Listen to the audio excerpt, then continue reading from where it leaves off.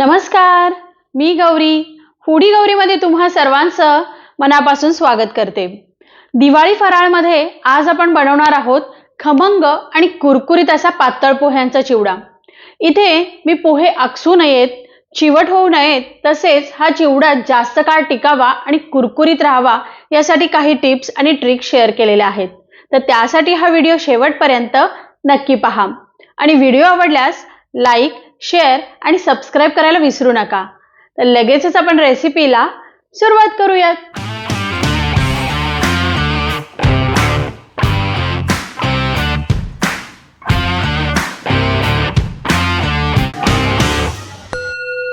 दिवाळीसाठी पातळ पोह्यांचा चिवडा बनवतोय।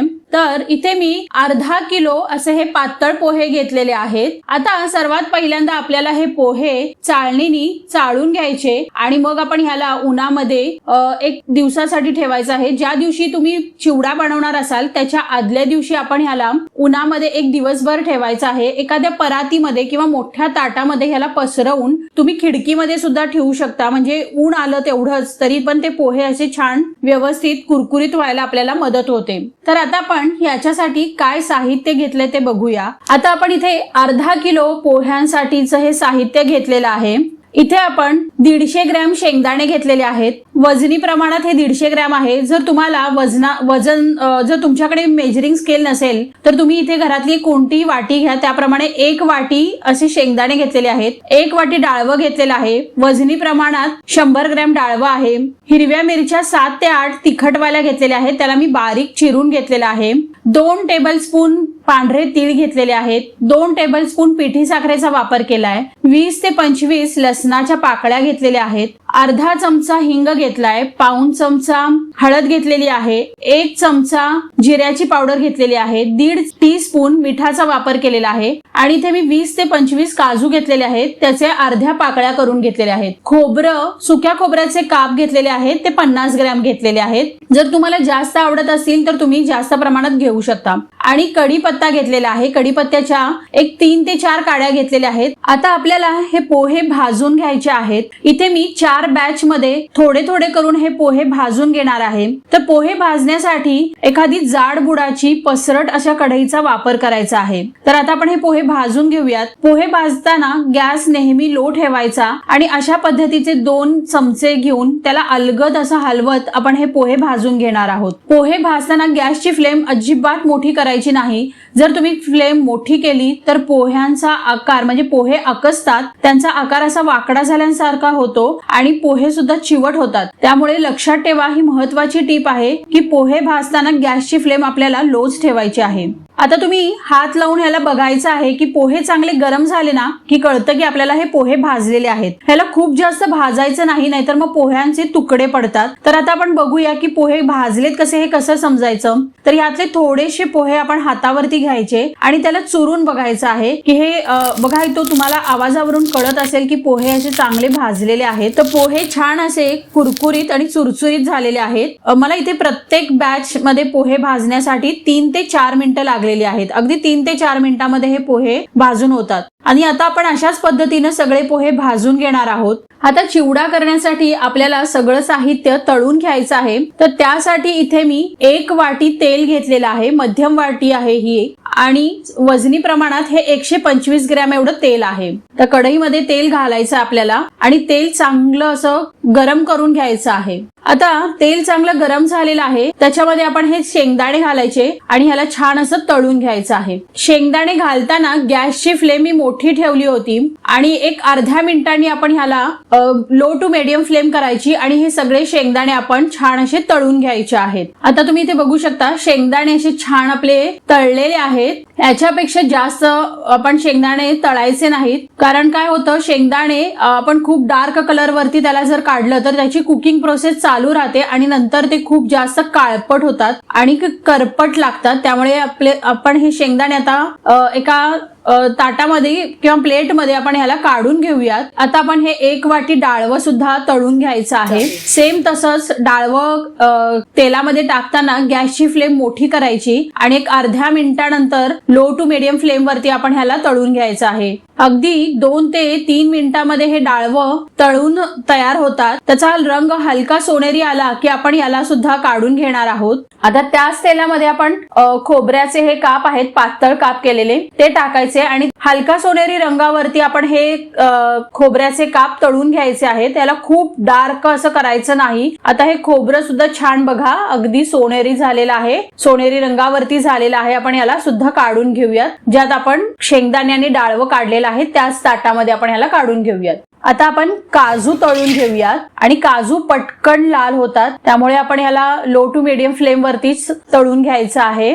आणि अगदी 1 मिनिटामध्येच हे काजू आपले गोल्डन म्हणजे हलके सोनेरी झालेले आहेत. त्याला सुद्धा आपण काढून घेऊयात. आता आपण कढीपत्ता तळून घ्यायचा आहे. इथे मी 3 ते 4 कढीपत्त्याच्या काड्या घेतलेल्या आहेत. त्याला छान स्वच्छ धुवून घेतलेला आहे आणि एका चाळणीवरती निथळून कॉटनच्या कपड्याने त्याला पुसून घेतलेला आहे. आणि मगच आपण हे तेलामध्ये टाकायचं आहे, म्हणजे तो जास्त तडतड उडणारही नाही आणि चिवडा टिकण्यासाठी मदत होते. जर एकदम कुरकुरीत झाला ना हा कढीपत्ता तर चिवडा सुद्धा चांगला टिकतो आपला. आणि इथे महत्वाची टिप अशी आहे की कढीपत्ता, हिरवी मिरची आणि लसूण हे चांगलं आपल्याला तळून घ्यायचं आहे. एकदम कुरकुरीत असं झाल्यावर आपण त्याला काढायचं आहे तेलातून, कारण जर ते मऊ राहिलं किंवा त्याच्यामध्ये पाण्याचा अंश राहिला तर चिवडा मऊ होऊ शकतो. त्यामुळे आपण ह्याला चांगलं असं कुरकुरीत तळून घेऊयात. आता आपण याच्यामध्ये हिरवी मिरची तळून घेऊयात. इथे मी 7 ते 8 हिरव्या तिखटवाल्या मिरच्यांचा वापर केलेला आहे. आणि आता ह्या मिरच्या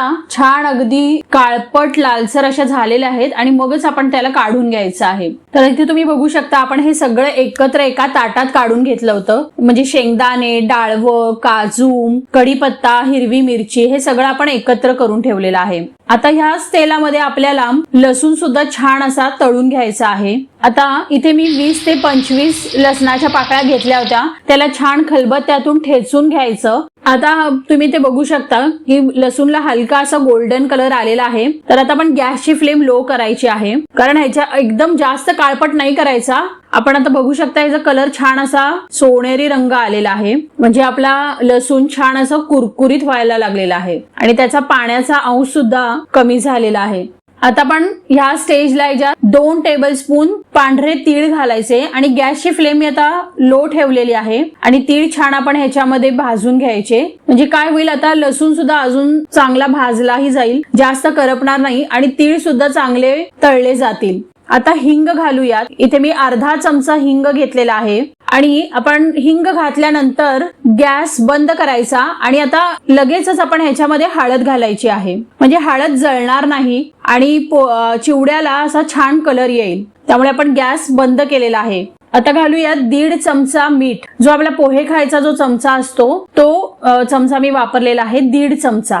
आणि आपण जे हे सगळं एकत्र केलं होतं, शेंगदाणं, डाळवं, खोबऱ्याचे काप, काजू, कढीपत्ता, मिरची हे सगळं घालायचं आहे आणि गॅस बंदच आहे. ह्याला सगळं एकत्र हलवून घ्यायचं, मिक्स करून घ्यायचं आहे व्यवस्थित. आता आपली ही चिवड्याची फोडणी अशी खमंग इथे तयार झालेली आहे.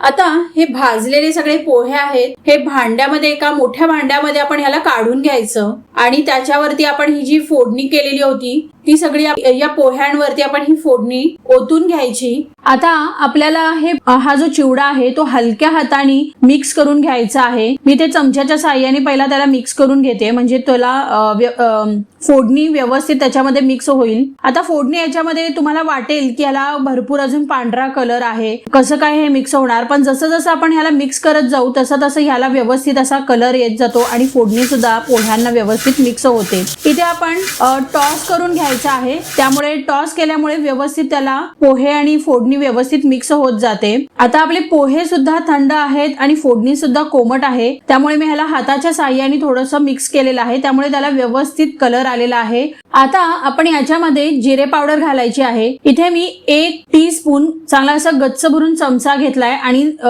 जिरे पावडर वापरलेली आहे. छान अशी ती पसरवून घ्यायची आणि हलक्या हाताने त्याला मिक्स करून घ्यायचं. आता आपण यामध्ये पिठी साखर वापरायची आहे. मी इथे 2 टेबलस्पून पिठी साखरेचा वापर केलेला आहे. ही पिठी साखर आपण याच्यामध्ये घालून घेऊयात. पिठी साखरेमुळे चिवड्याला छान चव येते, म्हणजे त्याची चव छान अशी बॅलन्स होते, त्यामुळे पिठी साखरेचा वापर नक्की करा. आणि आपण याला हलक्या हाताने आता मिक्स करून घ्यायचा आहे. इथे आपली पिठी साखर आणि जिरे पावडर मिक्स झालेली आहे। आता आपल्याला हा चिवडा छान अजून कुरकुरीत करायचा आहे, तर त्यासाठी आपण आता हे भांड गॅसवरती ठेवायचं आहे आणि गॅसची फ्लेम लो ठेवायची। आता भांड गरम असल्यामुळे आपण ह्याला कपड्याच्या साहाय्याने पकडून ह्याला छान टॉस करून घ्यायचं आहे। इथे मी चमच्याचा वापर करणार नाहीये, कारण जसे जसे पोहे कुरकुरीत होत जातात आणि आपण जर चमचा वापरला तर पोहे तुटण्याचे चान्सेस असतात, त्यामुळे याला आपण हलकं असं टॉस करत राहायचं आहे। एक 5 ते 7 मिनिटांमध्ये हा चिवडा छान असं कुरकुरीत होतो। हा चिवडा आपला तयार झालेला आहे। तर आता हा चिवडा थंड झाल्यानंतर म्हणजे नॉर्मल टेम्परेचरला व्यवस्थित आल्यानंतर तुम्ही याला हवाबंद डब्यामध्ये ठेवायचा आहे, त्यामुळे चिवडा 1 ते 1.5 महिने छान टिकतो। तर असा हा खमंग, कुरकुरीत, चुरचुरीत पातळ पोह्यांचा चिवडा ह्या दिवाळीला तुम्ही नक्की ट्राय करून बघा।